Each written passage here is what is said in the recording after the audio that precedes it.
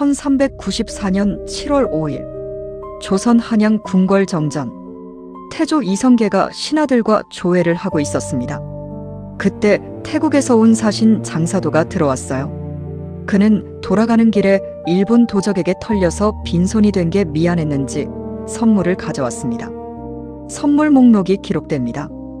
칼, 갑옷, 구리그릇, 그리고 흑인 2사람. 조선왕조실록 태조 3년 7월 5일에 이렇게 기록돼 있어요. 칼과 갑옷과 구리그릇과 흑인 2사람을 바쳤다. 칼, 갑옷, 구리그릇, 그리고 흑인 2명.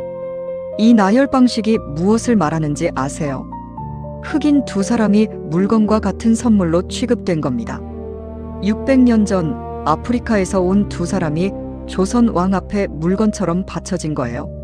그런데 이 2사람이 조선에서 어떻게 살았는지 기록이 없어요. 이름도 없습니다. 어느 나라 출신인지도 몰라요. 어떻게 됐는지 아무도 모릅니다.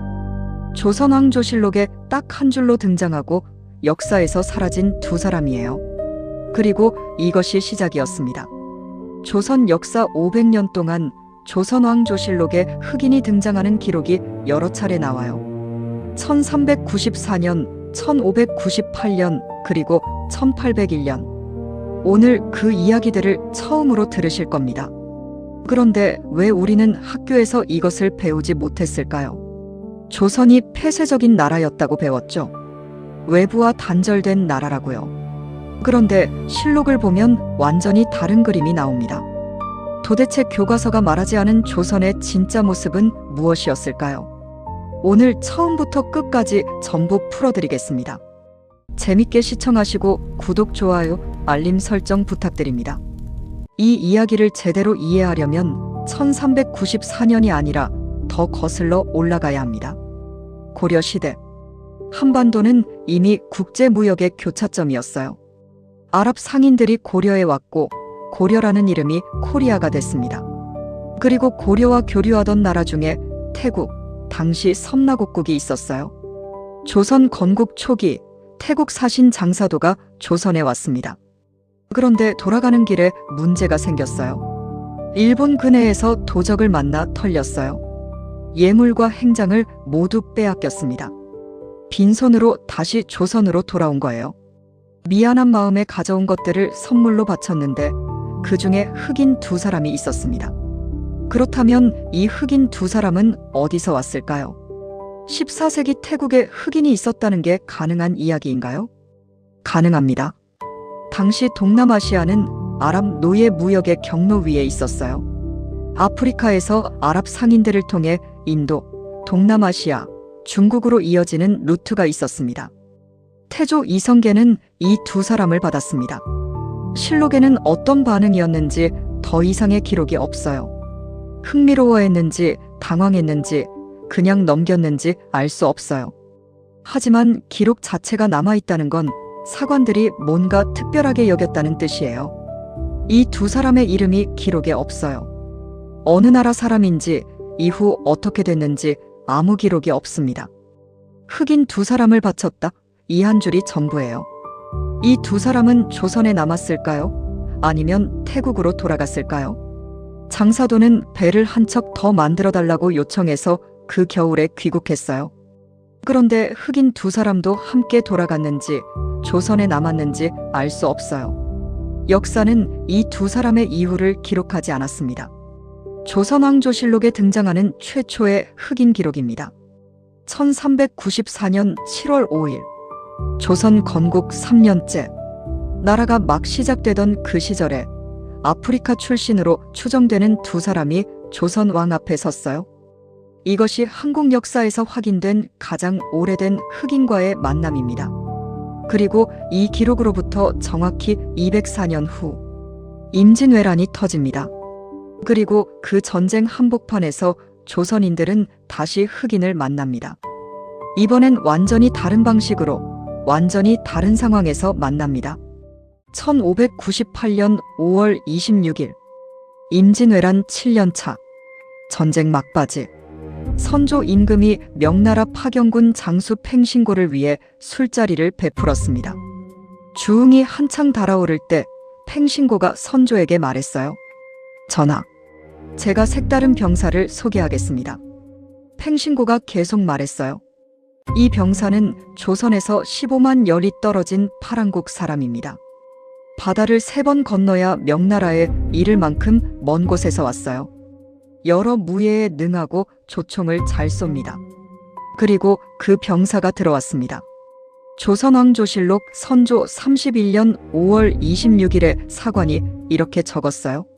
노란 눈동자의 얼굴빛은 검고 사지와 온몸도 모두 검다. 턱수염과 머리카락은 곱슬머리이고 검은 양모처럼 짧게 꼬부라졌다. 사관은 계속 적었습니다. 이마는 대머리가 벗겨졌는데 한필이나 되는 누른 비단을 반도 형상처럼 서려 머리 위에 올려놓았다. 일명 핵이라 한다. 조선왕조실록의 한 인물의 외모를 이렇게 세밀하게 묘사한 기록이 드물어요. 그만큼 충격이었던 겁니다. 그렇다면 이 핵이는 어디서 온 사람들일까요? 파랑국은 포르투갈이에요. 당시 포르투갈은 아프리카 모잠비크를 식민지로 지배하고 있었습니다. 포르투갈이 모잠비크 출신 아프리카인들을 노예로 마카오에 데려왔고 명나라가 마카오를 통해 이들을 용병으로 고용한 겁니다. 이들이 임진왜란에 참전한 경위가 있어요. 당시 명나라는 조선의 구원 요청을 받고 군대를 파병할 때 마카오 총독부에 요청했어요. 포르투갈 흑인 용병들을 명나라 군에 편입시켜 조선으로 보낸 겁니다. 아프리카에서 태어나 포르투갈 노예가 됐다가 명나라 용병이 되어 한반도에서 싸운 거예요. 선조 임금이 직접 핵위의 검법을 시험해보게 했습니다. 실록에 기록이 남아있어요. 선조가 깊은 인상을 받았다고. 그리고 이 핵위들을 수군에 하사했습니다. 조선 해군에 아프리카 출신 특수부대가 생긴 거예요. 핵위의 임무가 무엇이었는지 아세요? 실록에 이렇게 기록됩니다. 바다 밑에 잠수하여 적선을 공격할 수가 있고 수일 동안 물속에 있을 수 있다. 외선 바닥에 구멍을 뚫고 격침시키는 잠수 특공대였어요. 핵위, 바다귀신이라는 이름이 이 임무에서 나온 겁니다. 이 핵위들이 실제로 그림에 남아 있어요. 천조장사전별도 명나라 군이 철수할 때를 기념해 그린 그림입니다. 경북 안동 풍산김씨 문중에 지금도 보관되어 있어요. 그림 속 핵위들의 모습에서 또 하나의 기록과 일치하는 점이 있어요. 실록과 다른 기록에 이런 내용이 나옵니다. 몸집이 너무 커서 말에 타지 못하고 수레에 탔다고. 그림을 보면 실제로 핵위들이 수레에 타고 있어요. 기록과 그림이 완벽하게 일치합니다. 이것이 실화라는 증거예요. 이쯤에서 임진왜란을 다시 봐야 합니다. 우리는 임진왜란을 조선 때 일본의 전쟁으로 배웠어요. 그런데 실제로는 어떤 나라들이 참전했을까요? 조선, 일본, 명나라 그리고 포르투갈까지 연결된 국제전이었습니다. 핵위만이 아니었어요. 명나라 군 안에는 중국 남부 출신의 초원 부대도 있었습니다. 원숭이를 데려와 싸운다고 알려진 부대예요. 천조장사전별도 그림에 이 부대도 그려져 있어요. 임진왜란이 끝나고 명나라 군이 철수했어요. 그런데 일부 핵위들은 돌아가지 않았습니다. 조선에 남았어요. 그들은 조선 군인들에게 창검술과 서양식 병법을 전수했다는 기록이 있습니다. 그런데 조선에 남은 핵위들이 이후 어떻게 됐는지 기록이 거의 없습니다. 선조실록에 핵위 기록이 딱 3건 나오고 그 이후로는 나오지 않아요. 이름도 어디 살았는지도 후손이 있는지도 모릅니다. 역사 속에서 그들은 다시 사라졌습니다. 이것이 한 사람의 일생이에요. 아프리카에서 한반도까지. 이 사람의 이름을 우리는 모릅니다. 임진왜란은 한국 역사에서 가장 큰 비극 중 하나입니다. 그런데 이 전쟁이 얼마나 국제적인 사건이었는지 우리가 제대로 배웠는지 모르겠어요. 포르투갈 식민지 출신 아프리카인이 명나라 군복을 입고 조선왕 앞에서 검법을 시연하는 장면. 이것이 1598년 한반도에서 실제로 있었던 일이에요. 핵위들이 조선에 남긴 것이 있어요. 서양식 무기와 전술이었습니다. 조선군이 해귀에게 창검술과 서양병법을 배웠다는 기록이 있어요. 아프리카인이 조선 군사기술에 영향을 준 겁니다. 1598년 해귀 사건으로부터 203년이 흘렀습니다. 1801년 조선 순조 1년 제주도 앞바다에 정체불명의 배 한 척이 나타났어요. 그리고 그 배가 낯선 사람들을 내려놓고 사라졌습니다. 제주관하에서 이들을 데려갔어요. 그런데 전혀 말이 통하지 않았습니다. 5명 모두 조선어, 중국어, 일본어를 한마디도 몰랐어요. 어느 나라 사람인지 알 수 없었습니다. 조정에서 나라 이름을 써보라고 했어요. 5사람이 쓴 것이 마카웨, 마카오라는 뜻이에요. 그게 전부였습니다. 마카오라는 지명 하나만 알아들었어요. 조선 조정은 이들을 청나라에 보냈습니다. 중국이라면 알지 않겠냐고. 그런데 청나라에서도 모른다고 다시 돌려보냈어요. 그 과정에서 2명이 병으로 사망했습니다. 3사람이 제주도에 정착해서 살게 됐습니다. 6년이 지난 1807년 유구구고 키나와 선원이 제주도에 왔다가 이들과 대화를 나눴어요. 그제서야 밝혀진 정체. 필리핀 여송국 사람이었습니다. 6년 동안 아무도 정체를 몰랐던 거예요. 이 3가지 사건이 우리에게 말하는 것이 있어요. 1394년, 1598년, 1801년. 조선은 교과서가 가르친 것처럼 완전히 닫힌 나라가 아니었습니다. 외국인들이 왔고 조정이 대응했고 기록을 남겼어요. 조선왕조실록이 이것들을 모두 기록했다는 것 자체가 증거예요. 1394년, 1598년, 1801년 3번의 만남. 그리고 3번 모두 기록 후에 그들의 이후가 사라졌어요. 이름 없이, 행방 없이 조선 역사에 잠깐 나타났다가 사라진 사람들. 역사는 기록된 자의 것입니다.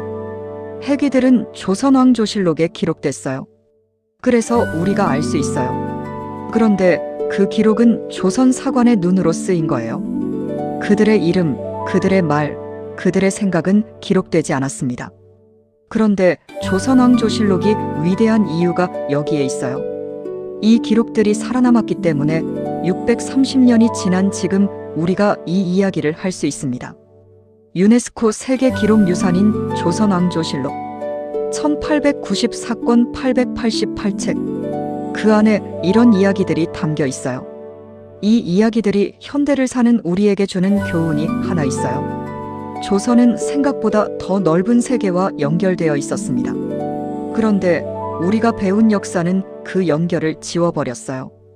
역사에서 지워진 이름들이 많을수록 우리가 배운 역사는 불완전한 겁니다. 마지막으로 한 가지만 생각해 보세요.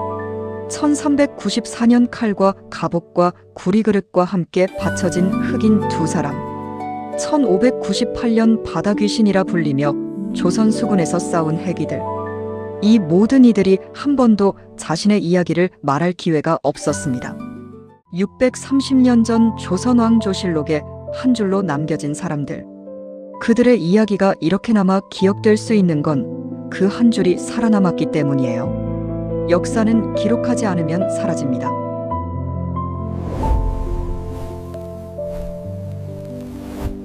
영상이 유익했다면 구독, 좋아요, 알림 설정 부탁드립니다.